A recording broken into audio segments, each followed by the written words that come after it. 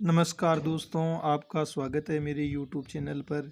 और मैं आज आपके लिए प्रतिशतता से संबंधित 3 महत्वपूर्ण क्वेश्चन लेकर आया हूं। और प्रतिशतता की जो सीरीज़ हमने कल शुरू की थी उसी को आगे बढ़ाते हैं। फर्स्ट क्वेश्चन है, चीनी के मूल्य में 20% की वृद्धि होती है तो चीनी की खपत है वो कितने प्रतिशत कम की जाए ताकि उस पर होने वाला खर्चा पहले जितना ही रहे। बहुत ही आसान, और मात्र हम इसको 30 या 35 सेकंड में सोल्व कर सकते हैं। सर्वप्रथम हम मान लेंगे पहले 100 रुपये में 100 किलो चीनी आती थी। पहले 100 रुपये में 100 किलो चीनी आती थी। अब क्या हुआ है कि मूल्य में 20% की वृद्धि हो गई। तो अब मूल्य में 20% की वृद्धि हो गई तो 120 रुपये में कितनी चीनी आती है? 100 किलो। अब क्वेश्चन में क्या कहा है? क्वेश्चन में कहा गया है कि खपत कितने प्रतिशत कम करें ताकि उस पर होने वाला खर्चा पहले जितना ही रहे। यानी हमें ये चीनी है इसकी मात्रा में कमी करनी है और मूल्य हमें पहले के जितना, पहले 100 रुपये में हम चीनी खरीदते थे, अब मूल्य हमें 100 रुपये ही रखना है और कितने प्रतिशत खपत में कमी करनी है। तो यहाँ पे इन दोनों का डिफरेंस देखेंगे, 120 और 100 का, वो कितना है? 20। और जो वर्तमान मूल्य है उसका भाग दे देंगे 120 का और इंटू 100 कर देंगे।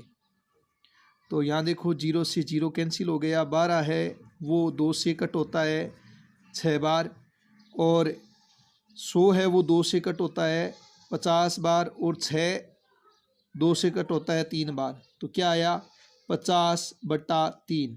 और 50 में हम 3 का भाग देंगे तो 16 बार तो फूट जाएगा, 2 शेष बल बचेंगे और 3 का हम भाग दे रहे हैं, यानी 16 सही 2/3%। तो कौन सा ऑप्शन सही है? हमारा 3 नंबर ऑप्शन सही है। अब क्वेश्चन नंबर 2 देखते हैं हम। क्या लिखा है? यदि चावल के मूल्य में 25% की वृद्धि हो जाती है तो किसी गृहिणी को उसकी खपत में कितने प्रतिशत कमी कर देनी चाहिए ताकि चावल खरीद के खर्च में वृद्धि न हो। जो क्वेश्चन हमने पहला किया है उसी के जैसा सेम का सेम क्वेश्चन ये है। तो इसमें भी क्या मान लेंगे कि पहले 100 रुपये में 100 किलो चावल आते थे। 100 रुपये में 100 किलो चावल आते थे। अब मूल्य में कितनी वृद्धि हुई?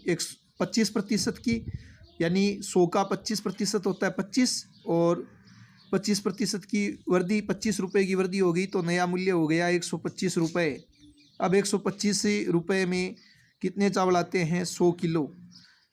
अब क्वेश्चन में कहा गया है कि खपत कम करनी है ताकि मूल्य पहले वाला ही रहे, यानी मूल्य 100 रुपये ही रखना है हमें।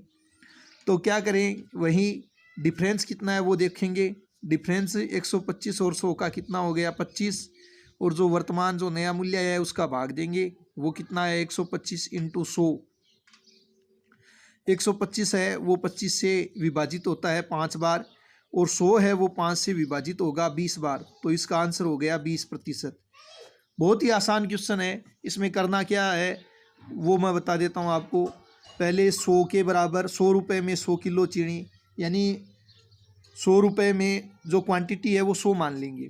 फिर जितनी वृद्धि या कमी कह रहा है वो लिख लेंगे, और कितनी इनका डिफरेंस है वो लिखिए, जो नया मूल्य है उसका भाग दे के 100 से गुणा कर देंगे। तो हमारे आस क्वेश्चन नंबर 3 देखते हैं। ए की आय बी की आय से 10% अधिक है। मान लीजिए बी की आय ए की आय से x% कम है तो x का मान ज्ञात करेंगे। तो यहाँ पे 2 व्यक्ति हैं, एक ए है और एक है बी। तो सर्वप्रथम हम क्या करते हैं, बी की जो आय है वो मान लेते हैं 100 रुपये, और जो ए है उसकी आय बी की आय से 10% अधिक है। तो 100 का 10% होता है 10 रुपये, और 10 रुपये 100 से अधिक, तो ए की आय होगी 110 रुपये।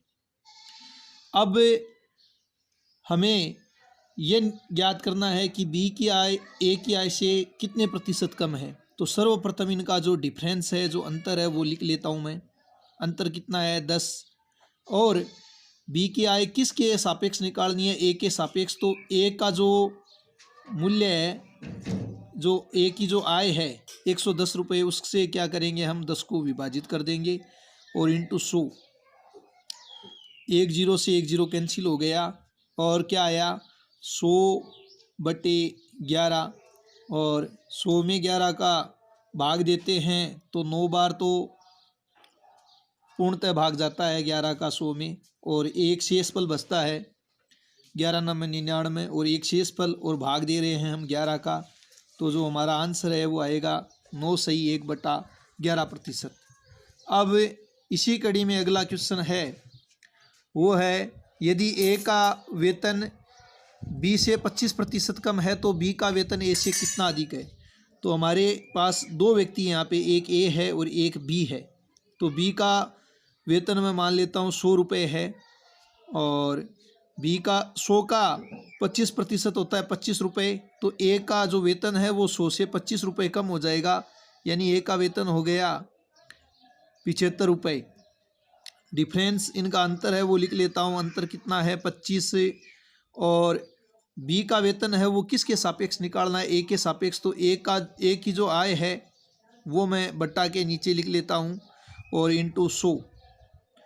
75 है वो 25 से 3 बार विभाजित होते हैं और हमारे पास अब क्या आया 100/3। 100 में 3 का भाग देंगे तो 33 तो आएगा भागफल और 1 आएगा शेषफल और बट्टा 3। तो हमारा जो आंसर है वो आएगा 33 सही 1/3।